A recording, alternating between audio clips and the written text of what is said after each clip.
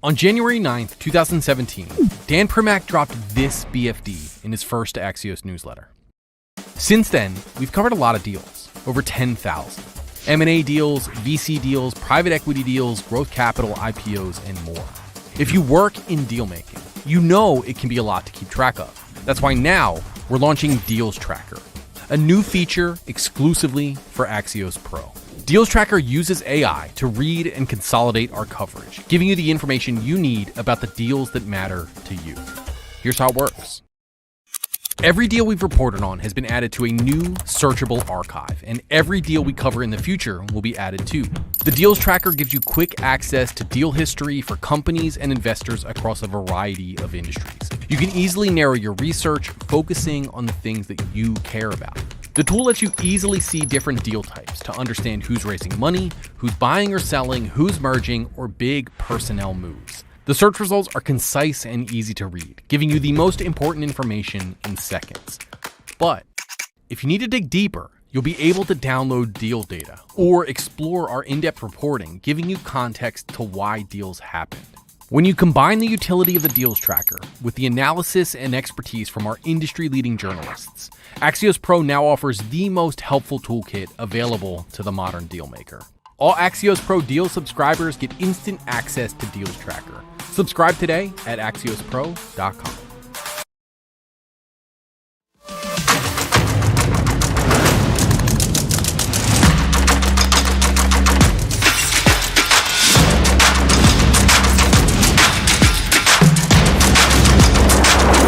Welcome aboard.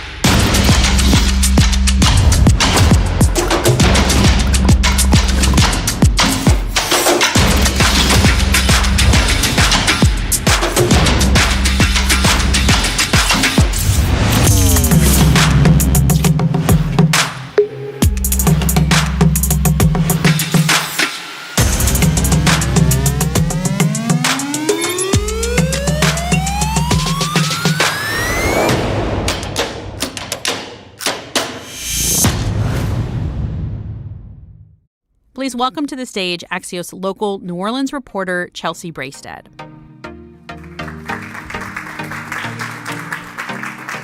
Thank you, and welcome everyone to our first Axios New Orleans event. We are so excited to have you guys here. My name is Chelsea Braisted, and along with my colleague, Carly Colath-Wells, we write the New Orleans Axios newsletter. Hope you're all subscribed. If you're not, you can do so by going online to axios.com/local. So I hope you're all pulling out phones to do that. If you are joining us online, you can also join the conversation on Twitter or X using the hashtag Axios events. So we've got a lot to talk about today about modernizing the power grid. So without further ado, I would like to introduce New Orleans City Council President JP Morrell.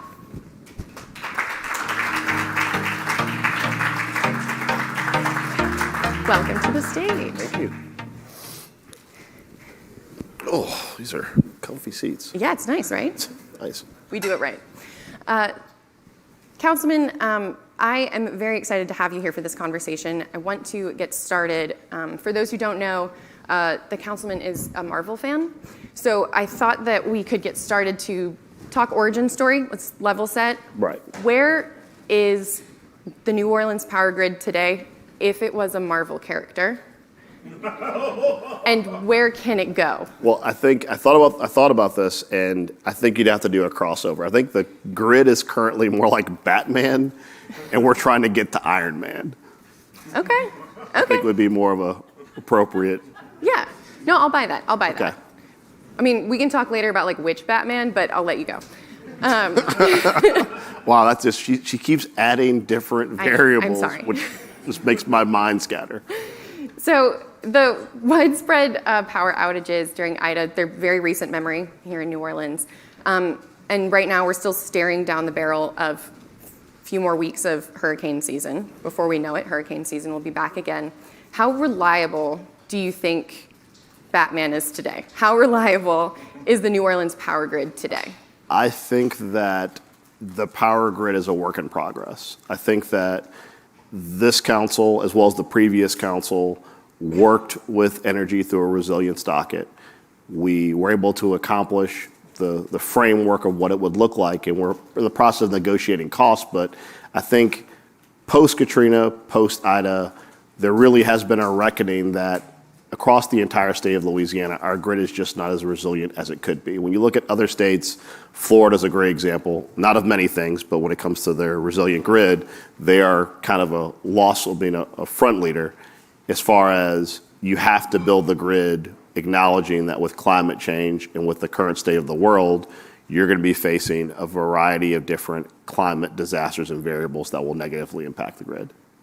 So after Ida, we were left with this impression of fragility. Have things improved since then? Well, I think the improvement's been incremental. I don't think we've gotten to a point in Louisiana or New Orleans where we can say, everything is as it should be. But I think that we've seen more from both the utilities we regulate and the people that are regulated, that there is an acknowledgement that, A, there's going to be some costs involved with making our grid modern. Florida ratepayers paid a premium to get their grid to where it's at. Part of the concern we have as regulators is balancing the cost of increasing the resiliency of the grid and making it in such a way that it is not going to be overly burdensome upon ratepayers. On the other side, part of the responsibility of energy as the utility we're regulating is to help us get the best possible product for what we can afford. So I think there's been incremental change. There's been a lot of effort, conversations with the councils of energy as far as what new poles look like. We have a tremendous problem with wildlife in the city of New Orleans when it comes to our utilities. And Entergy is always looking for new ways to discourage wildlife from committing suicide in our grid. Yeah, I remember a few of those times. Yeah. Right. So Entergy New Orleans has asked City Council to okay its grid strengthening plan by the end of the year. We're talking $1 billion plus. Yeah, well, there's like option A and option B. Option A is about 1.3 billion. Option B is about 750 million. Both of those represent a pretty significant sticker shock to the actual ratepayers. So we have been hearing feedback from stakeholders, which is part of the docket process, and we've taken in both Energy's comments, Energy New Orleans' comments, as well as the ratepayers and stockholders who have come in and said, yeah, the ratepayers as well as those people who have standing who've made their own opinions and tried to sort through it and figure out really what we can afford. Because at the end of the day, if New Orleans had unlimited resources, we want the platinum plan, but as a council person, as a regulator, we have to select a plan that both improves and makes the grid more resilient without making it impossible to be able to pay your utility bill and live here. And that is really the delicate balance we have in addressing issues like that. So we're talking about a couple of different plans, the platinum plan. Platinum plan. Right, yeah. So what does need to be done to strengthen our grid? When we talk about these improvements, what are we talking about? Well, I mean, obviously, like if we want to go platinum plus, we'd bury all the lines. The problem is that it is completely cost prohibitive. If we were to bury every line in the city of New Orleans, the cost we put on ratepayers would be double, triple, quadruple the cost of their current bills. So there are parts of the city that when they were built, they had lines that were buried, and they do enjoy increased resilience because of that, but it's not really an option.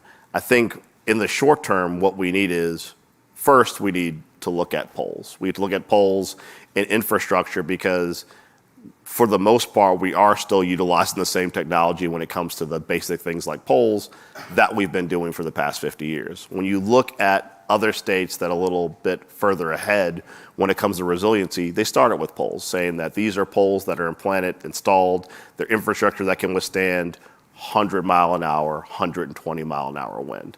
Those are the kind of things we want to start with at first. There's also a lot of technology in regards to transformers and the lines that are run. All those things kind of incrementally begin to add up to where you're looking at 750 million, where you're looking at 1.3 billion. And the council's very difficult task is how do we negotiate a path forward that is affordable? It's interesting you mentioned burying the lines because as a layperson living in this town, I've always just thought we didn't bury them because of the water table, but it is actually an option. It is actually an option. I mean, most of downtown we're currently sitting is the lines are buried. In large swaths of New Orleans East, the lines are buried. The most recent area that's been constructed in the city as far as a neighborhood or area was New Orleans East. It was the most recent suburb, although it was built mostly in the 80s and 90s. But it's much easier to do something that drastic when you're actually building the area than to go back and retrofit it. And at this point, when you're talking about retrofitting the entire city, that is a tremendous cost that I don't think ratepayers could ever afford to pay. Yeah. So there's a lot we could talk about with the dollars and cents, but I do want to shift the conversation just a little bit. Councilman, you chair the Utility, Cable, Telecommunications, and Technology Committee, and you sit on the Climate Change Committee. Yes. So if I combine those two things, do you see a future in New Orleans where we are powered exclusively by renewable? Actually, our current plan that was docketed and was done with energy has us being completely neutral by 2050. So we're already on that plan to move towards it. And the council has the most aggressive renewable energy portfolio in the state of Louisiana, honestly, and probably the whole ERSC. So we are actively engaging with our utility that we regulate to say, we want to move to all renewables and be completely neutral by 2050. And do you know what that makeup is right now? We have worked with energy to significantly push towards high investment in solar and wind. We are looking at other alternatives where we can divert and maybe move from some of our fossil fuels to existing solar and wind options. That's primarily where it is right now. Gotcha. So talking about this relationship with Entergy, one of the things that we talked about last week when we were preparing for this conversation was that you see New Orleans as having a really unique relationship with Entergy, with its provider. Right. Tell me why that's unique. Tell our audience why that's unique. Well, when you look at the ERC as a whole, which is the Energy Regulatory State Commission, we are the only city in that commission. It is Arkansas, Eastern Texas, Louisiana, and Mississippi. In that group, the fifth group is the city of New Orleans. We have a very unique relationship because we're a city who's also an energy regulator. What that does for us is, because we're representing the interests of a little less than 500,000 people versus the millions that are regulated by public service commissions, we are much more responsive to when our community, for example, wants to move to a renewable energy docket. You haven't seen much effort or movement towards that because, politically speaking, it's very difficult to develop the political will to make such aggressive moves. As a city, we're much more nimble in doing so. We're also, as a regulator, we have a very close relationship. And by that, I don't mean friendly. I mean that we have a very close daily discussion, because when there is negative outcomes, we have the ability to directly interact with our utility immediately. There's a tremendous lag time between an entire state infrastructure, political infrastructure, to respond to localized issues. Like, for example, with the PRC, when you look at Ida negatively impacted a lot of southern Louisiana, which also included New Orleans. However, the Louisiana Public Service Commission encompasses the entire state of Louisiana. So the interest of the entire state and how much they want to resource rebuilding the grid in a single portion, they have to kind of measure and balance those statewide interests to a localized issue. Every New Orleans issue affects the entire city of New Orleans. And so as a council, we have a much more robust daily interaction with our advisors. So you qualified there. How is the relationship between New Orleans and Entergy New Orleans? I don't think it's bad. I think the difference is, and I tell this to everyone when I talk to them, my perspective when it comes to a regulator and a regulated utility is that it needs to be as austere and basic as possible. Like, it's not a friendly relationship, it's not an antagonistic relationship, it's a, you do your job, we make sure you're doing your job, and we have communication, good or bad, about what's occurring. I think that when you start to let politics interject into that relationship, and then you artificially flare up or cover up depending on political interest, things get very, very murky. I think that when you see, a great example would be, we were able to reach an accord with Energy New Orleans on net metering. We're dealing with solar utilities. And that was a difficult conversation, but it was a conversation that had to be had. When you look at other jurisdictions, the larger ones that are dealing with things like net metering, there becomes a lot of different other political considerations. One big part of it being there are a significant portion of people in Louisiana who don't even believe in climate change. And so if you're a regulator who wants to make net metering or transition to solar power an issue, but your constituency doesn't believe climate change is an issue, or your constituency listens to a news outlet that says that, windmills cause cancer, you're not letting science drive the conversation. You're worried about whether or not your regulatory position could be a political quagmire. We don't really have that in New Orleans as an issue. So my understanding is Entergy wants the thumbs up, thumbs down on the resilience plan and how it's going to be funded before the end of the year. Do you think they get that thumbs up, thumbs down? The answer? I think that they are going to get an answer before the end of the year. I think that, like I said, the biggest challenge we have as a council, listening to stakeholders and reviewing the plan, is the cost. Mm-hmm. And obviously, it's our responsibility as a regulator to make sure that whatever cost that we pass on to individuals to pay as part of their rates is something that they can actually afford.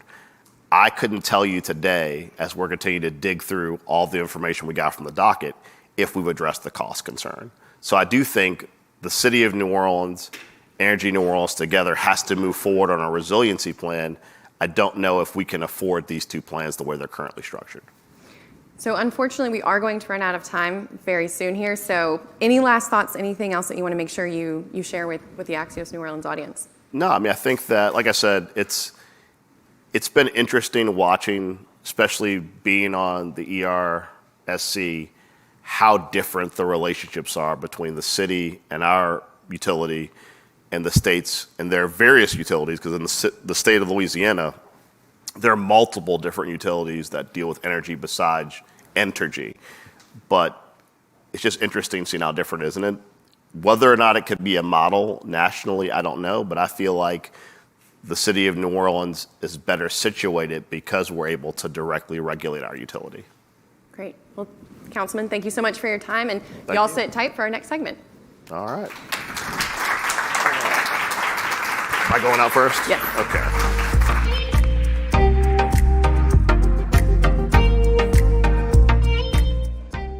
Give a warm welcome to our View from the Top moderator, Nicholas Johnston. Good afternoon. I'm Nicholas Johnston, the publisher of Axios. And nothing that we do at Axios is possible without our partners. The investments that we make in local journalism, hiring Chelsea and Carly here in New Orleans, hosting events like this, the delicious snacks that we have for you today, that's all thanks to the partners we're able to work with. And so a huge, huge thanks to Entergy for making today possible. And so for a View from the Top segment today, I'm happy to welcome to the stage Entergy CEO, Drew Marsh. Drew, welcome to Axios. Thanks for being here. Absolutely.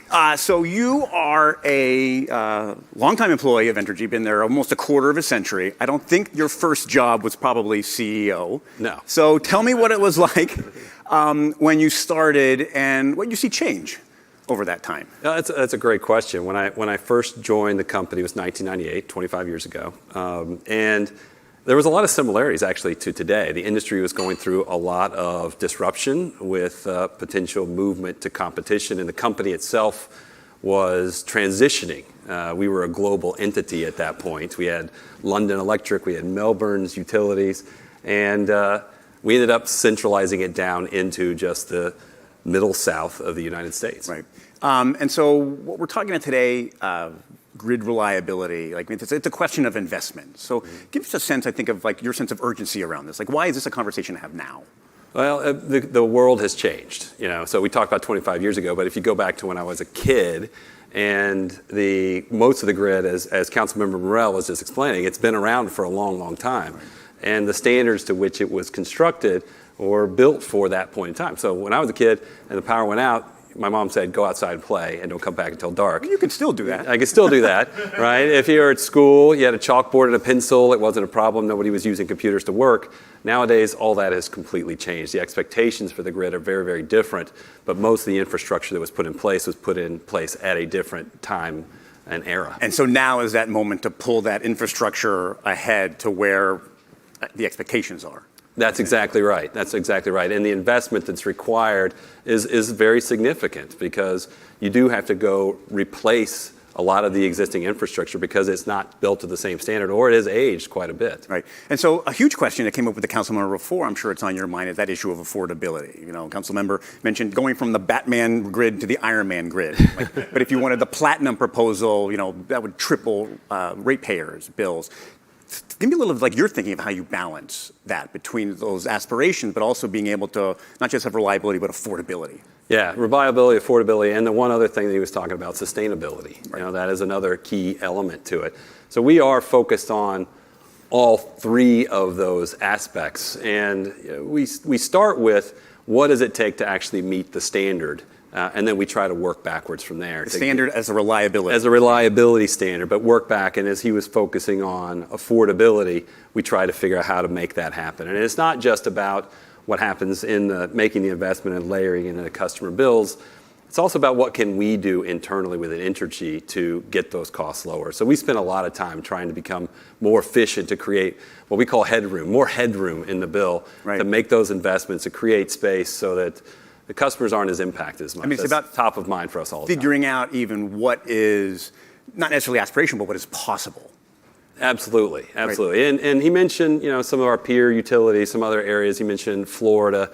They're about 10 years ahead of us. And the kind of plan that we proposed collectively, not just for New Orleans, but for Louisiana, for Texas as well, is about a $15 billion 10-year plan. And it's modeled after the kind of success that they've had over there. So it's very, very similar. But where they are going now, and there was a discussion about undergrounding lines and stuff like that, they haven't done all of that. And although they have a lot of newer infrastructure, they have probably as a higher percentage more undergrounding than we do. But they still, to underground their last mile, so to speak, is like $30 billion. I mean, it's a lot of money. And that's not what we're talking about here. We're just trying to catch up to kind of where they are right now. But the investment and the time horizons are immense on these kinds of things. That's right. And we're talking about, investments that are going to last 40 to 60, maybe even 80 years, depending on the technology. Because I guess to your earlier point, we're dealing with investments that were made in the 40s and 50s and 60s, perhaps, that have lasted this long. You mentioned sustainability. I'd love to come back to that. Go a little deeper on how that fits into that. I mean, the councilmember mentioned, that's a goal of regulators is to get to carbon to net zero. How are you approaching that, and how are you diversifying the energy sources? Yeah, well, so we have a significant investment plan around renewables. We've said 14 to 17 gigawatts of renewables by 2031. But that's not a plan because we think that's the best part for the grid. It has cost advantages for the grid, but it's really customer driven. And so while the city of New Orleans as a regulatory entity is really focused on, those goals and objectives, our other jurisdictions do actually think about it from a customer and an economic development perspective. So, and we'll probably talk about this, but there is a significant amount of industrial growth along the Gulf Coast, and those customers want more resilience for storms. They also want cleaner energy. And the combination of those two things is leading to a lot of investment and helping us move toward in that direction. Let's put that in that broader context of the Gulf Coast, which is just not only like an economic engine, but is a huge energy producing region. What are there's national, international implications on kind of these decisions. Can you expand a little bit more on that thinking about how it fits into all the different pieces? Yeah, absolutely. So when you think about the Gulf Coast, it has a number of advantages, right? It has access to the coast and international markets. It has the Mississippi River and all the markets up into the Midwest. It has abundant infrastructure for transportation, for energy. It has low-cost energy prices. It has communities that are welcoming investment, which is actually quite a big deal. It has available workforce. All of those things make people really around the country want to look at the Gulf Coast for investment. And then if you kind of back up and you say, oh, but there's also geopolitical uncertainty out there with the Ukraine war. There's broken global supply chains. People around the world are looking for places to invest. They look at the U.S., and when they look at the U.S., they look at the Gulf Coast. And then you throw in, so we have a significant amount of investment just from that. Right. But then you throw in the new rules around that from the Inflation Reduction Act, the IRA, and the incentives around clean energy. And as you kind of look at where we already have infrastructure for hydrogen, for example. We have hydrogen producers, we have hydrogen consumers, we have hydrogen transportation, hydrogen storage, all right here along the Gulf Coast. People around the country are competing to get some money to develop a hydrogen hub. Right. We already have one. It's all here. It goes from New Orleans all the way around the coast to Houston. Similar for CO2. We have CO2 pipelines, CO2 producers, CO2 consumers, all on the Gulf Coast. So if you're talking about carbon capture, that's a huge opportunity. So all of these industrial processes, the biggest thing that they need is heat. And it's hard to make heat with electrical processes, right. But if you can capture the carbon or you can use hydrogen, those are other opportunities, and that's driving investment to the Gulf Coast. There's an ability to use that as being an energy hub to That's the advantage right. for those kinds of And it drives a lot of clean energy investment, whether it's renewables or carbon capture or hydrogen. All of that is coming along the Gulf Coast. So the last piece I want to touch on here is you mentioned the IRA. The council member was out here before, almost your boss, as a regulator. Deanna's boss. What is it like to, how can the city of New Orleans, the state of Louisiana, the United States government help this? What can they be doing more, and what do you hope they don't do? You're talking about the broad, all of our problems. So we're trying to talk about grid resilience. Yeah. How So can they be a partner? We're starting with the plans that we've submitted to the commissions, to the council here in New Orleans, and the commissions that Councilmember Morrell was talking about a minute ago. That is a significant step towards that resilience spot. We have spent a lot of time, and we have some of our folks here in the audience that have gone with council members, gone with commissioners, gone with legislators up to D.C. to talk about how can we get money for that increased and improvement in the infrastructure along the Gulf Coast. A lot of the industries that we serve are critical to national infrastructure, right? We have some of the largest refineries in the world in our service territory. We have a lot of petrochem that's critical for the United States economy, et cetera. There's more, an increasing number of auto and steel and other industries that are coming to the Gulf Coast. How do we get, and those industries are critical for the nation and the world, how do we get the federal help to support that? So we spent a lot of time working on that. So finding out that they're a partner and even having the council here as a partner when making those arguments. Absolutely. And I know there was some tough questions for Councilmember Morrell about our relationship, but it is very partnership oriented. We are working together to try to find the solutions that he was talking about around affordability, reliability, and sustainability. Right. We're about to get the hook here. Close readers of Axios know we love to end on one fun thing. So the one thing for you is, I'm on my way to the airport to fly home. What's the one thing I got to eat in New Orleans before I get out of here? Well, there's a lot of great foods in New Orleans. No, don't be diplomatic. It's a full contact sport, but I do love my neighborhood restaurants. And one of my favorites that's near my house is a restaurant called La Petite Grocery. They have the best crab beignets. Done. They are very Write good. it down. I'm putting it in the Uber. Drew, all right. Thanks for being here. Thanks for making this happen today. Awesome. Thank you. Good to see you.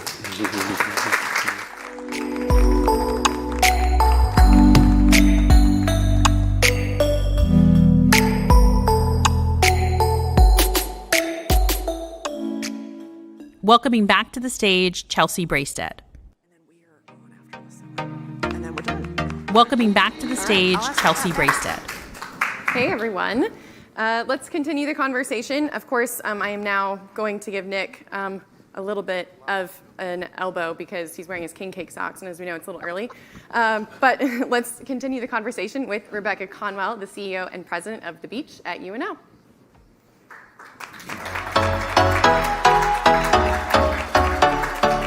Hey, Rebecca. Have a seat. Thank you. Than's for joining us. Thank you. What a fun conversation. Yes, we've been looking forward to this, right?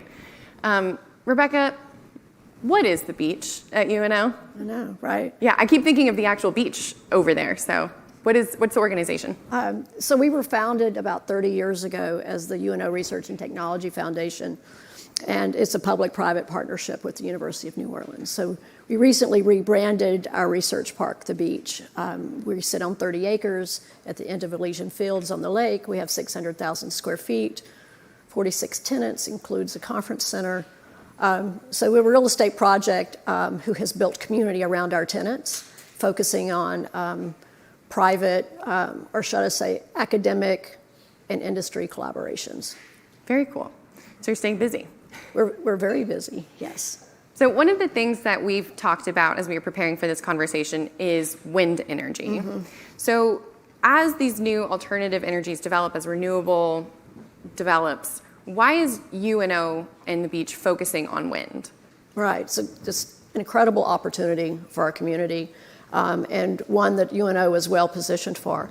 So your renewable industry, this is perfectly positioned for these academic industry collaborations, right? There's a lot of innovation that has to take place and a lot of research, which we've been focused on for a very long time.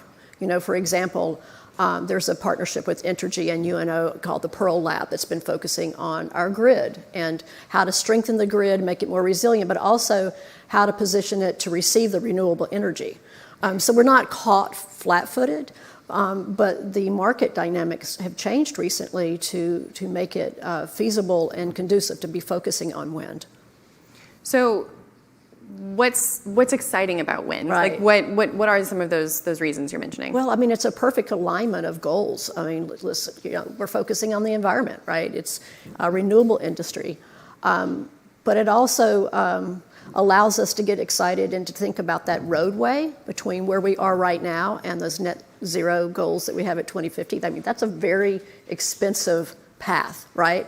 If it was easy, we would have a lot more renewable energy supplying the grid right now, but it's expensive. New technology is expensive.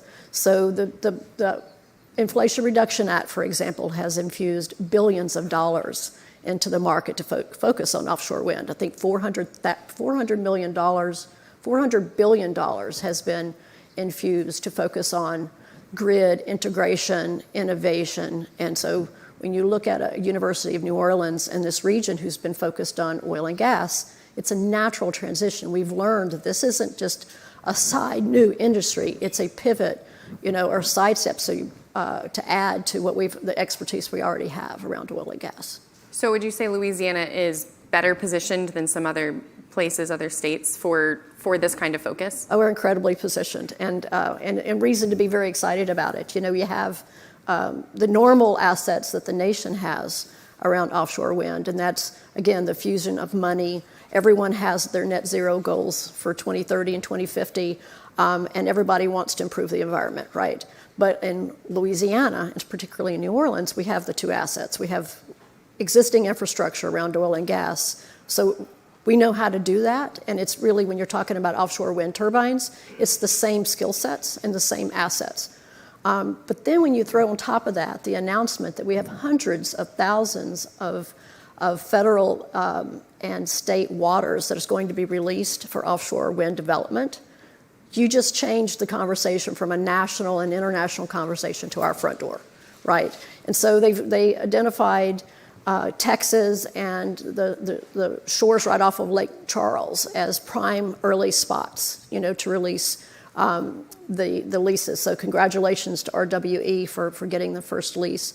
It's really shifted everybody. Like, you know, when you combine money, innovation, and opportunity into one spot, everybody comes to your front door, and we've seen that. So you mentioned one, but I believe there's 5 wind farm projects planned for off the coast. Is that right? That's true. Okay. We started with fact-checking live. Yeah. Well, you know, there's quite a lot of space. 5 is the number, but we're starting with the 1. So what are you watching as these projects are developing? What are the things you're looking for? You know, innovation's key to this. The wind turbines that are going to be successful on the Gulf Coast are not the same ones that they have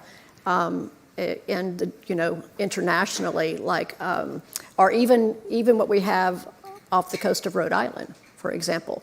We have slower winds, We have hurricanes. We have a different soil type. We have different environment for this kind of corrosive. We also have different marine life. And when you look at each one of those sections, that's an opportunity for innovation and entrepreneurism.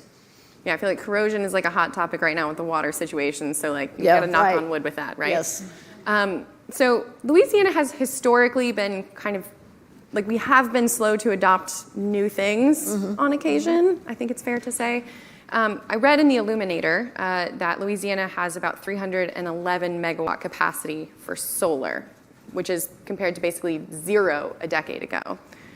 What is driving this increase and this push toward renewable? What's making this happen for us? Right, the environment. I mean, we care about the environment. You know, and again, goals help, money helps. I mean, we've always cared about the environment. We are not flat-footed. You know, our academic institutions and partnerships with companies like Entergy and our oil and gas partners have been focused on renewable for a very long time. So what was missing was money.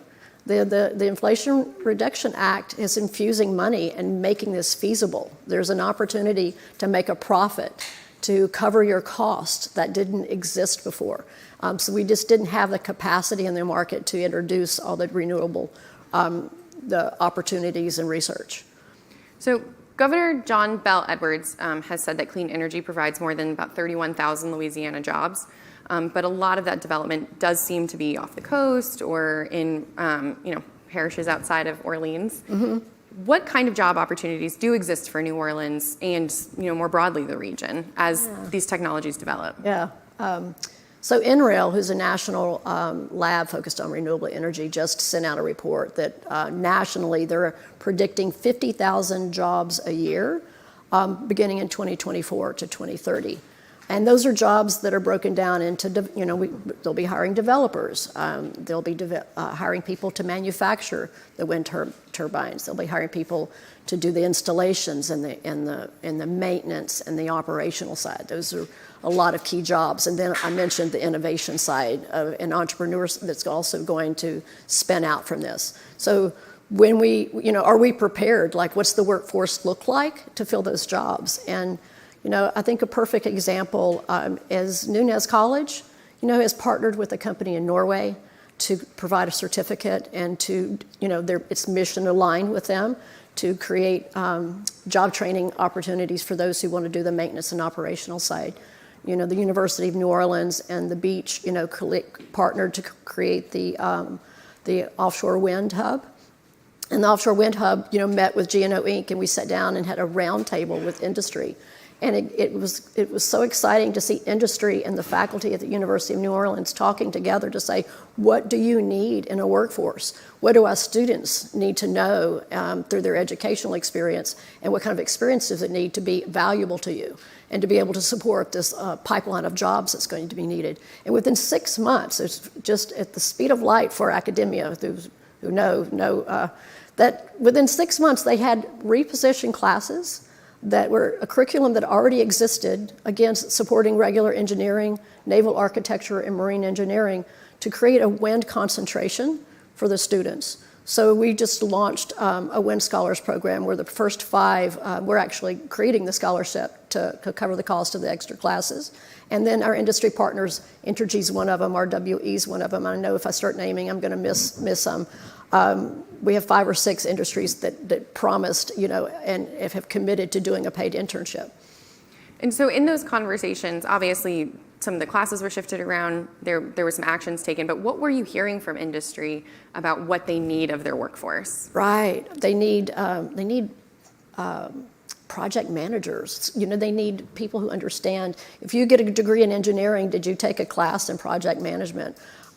What's your understanding of supply chain?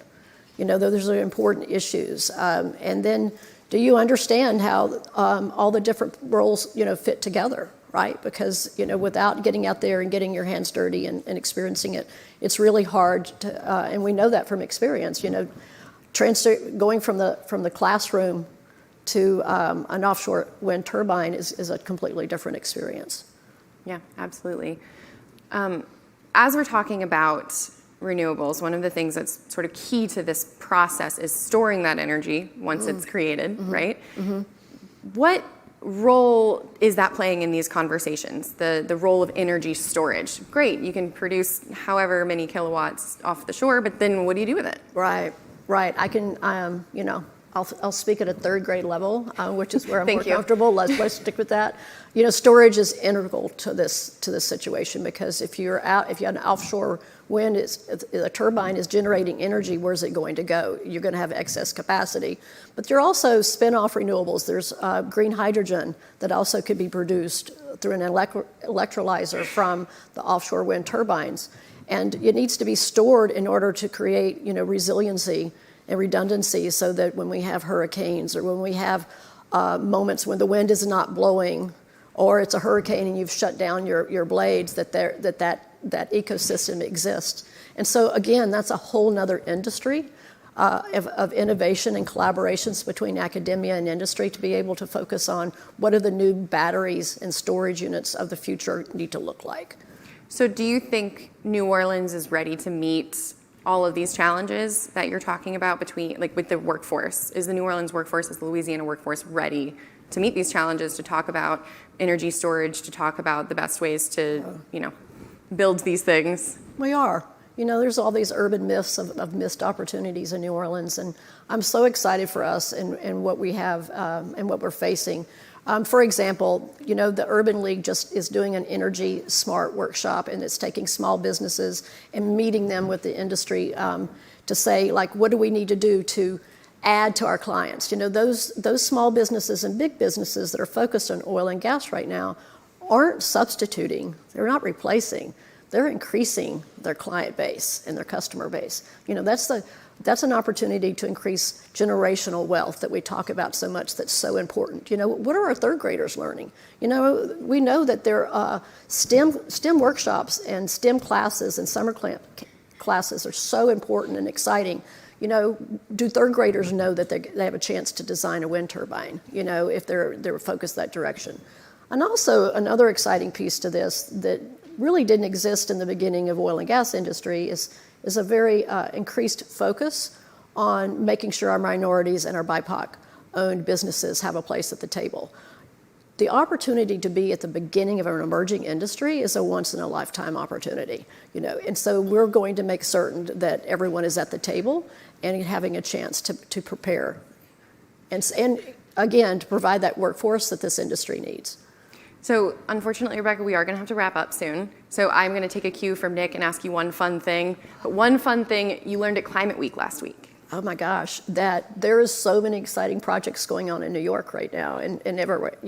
Did we know that the mayor of New York has just mandated that all rideshare vehicles be electric by 2030? It was just mind-boggling. And then entrepreneurism is alive and well there. They're all switching to electric.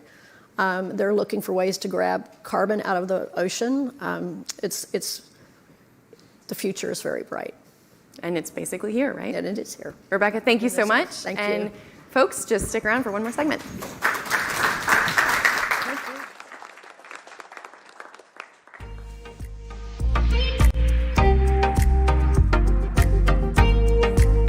Please welcome to the stage Axios local New Orleans reporter Carly Colath-Wells.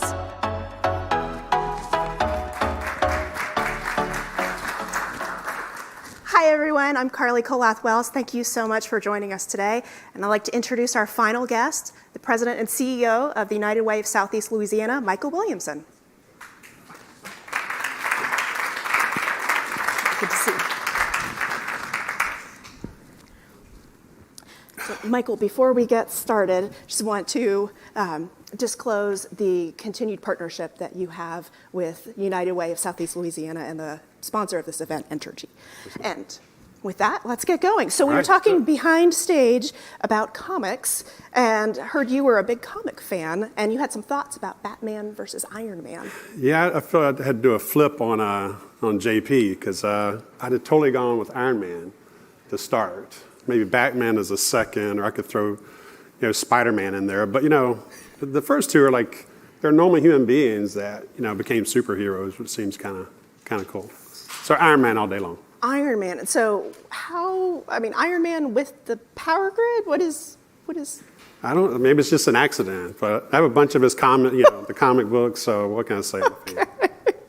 Well, good. Well, complete pivot now. So you are working a lot with helping people who need assistance during power outages, emergency situations. So tell me more about the people you help and how you help them during power outages.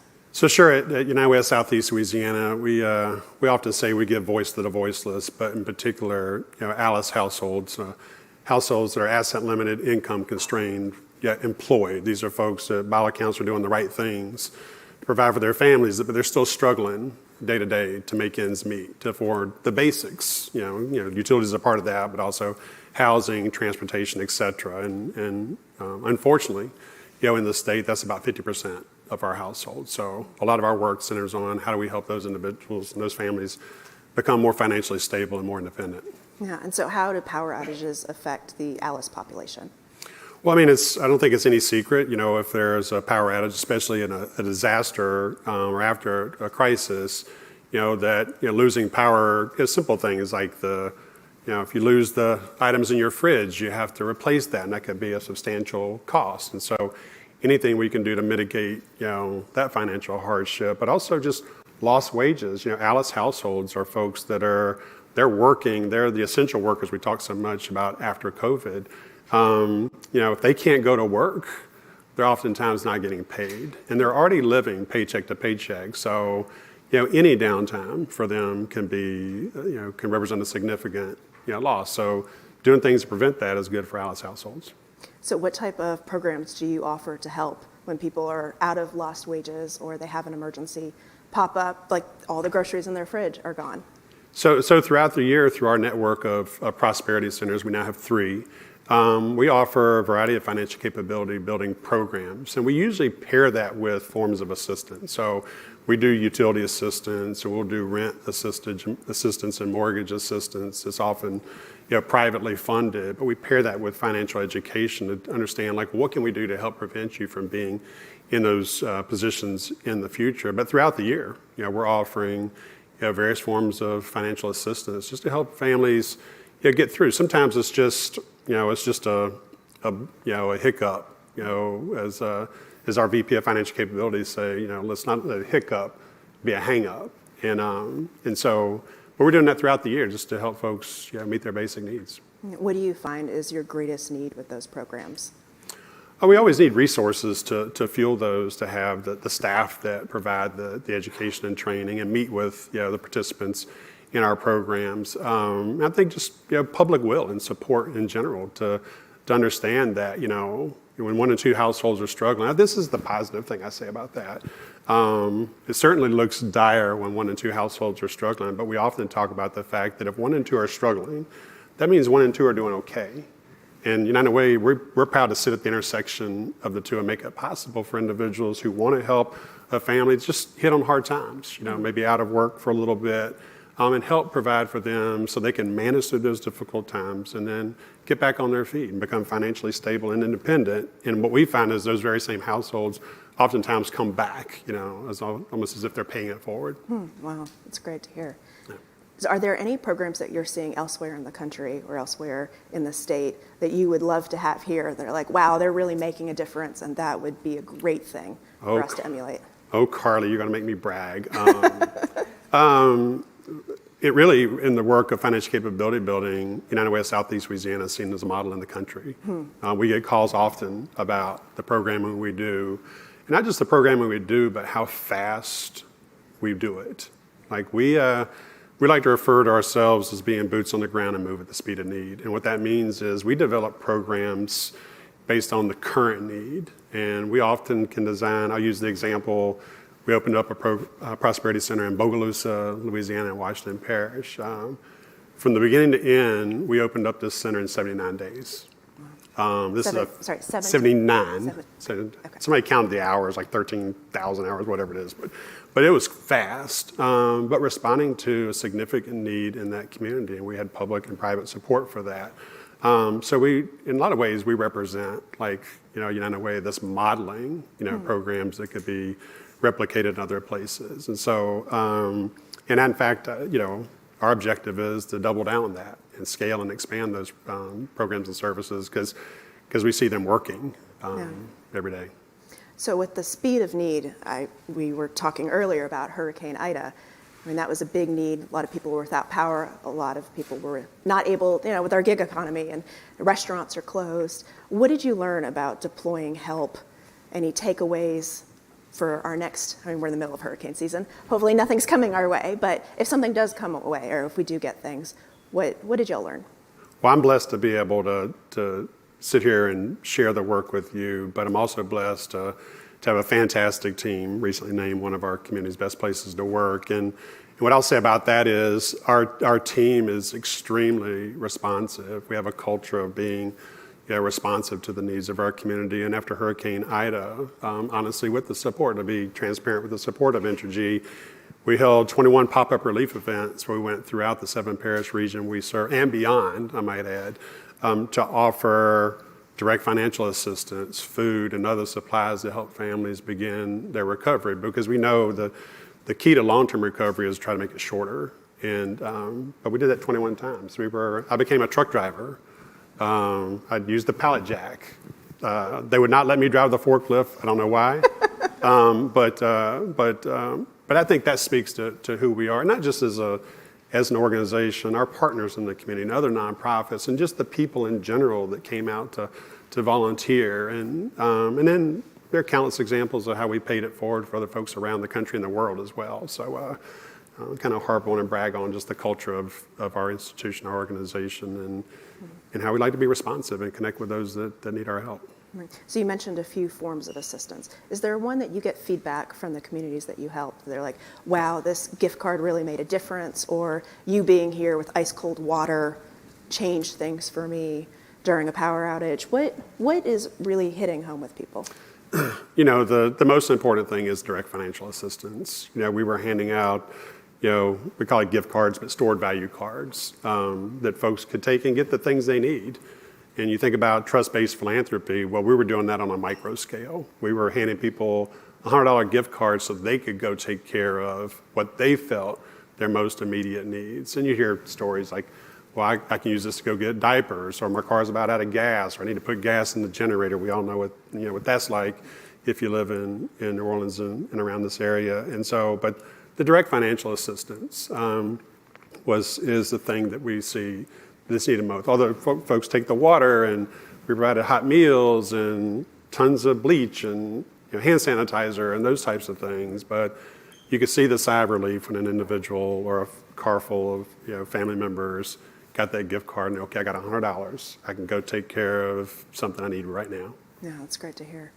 So if you had a magic wand and you could solve any problem as far as energy reliability, resiliency, fix the power grid, what do you think would go the most, the most impact in Southeast Louisiana? The magic wand question, well, seeing as I'm not an electrician, my wife will hardly let me fix an outlet, and I'm not an engineer, to me, the bigger challenge that I think we should focus on is what can we do to bring our households, not just in New Orleans, but across the state, to a livable wage, where folks are earning enough to meet their basic needs, and save that $400 for a rainy day or a crisis, because you hear those stats. And so for me, if I was to have a magic wand, I'd be like living wages for all, and recognizing that that's an opportunity for individuals and employers to create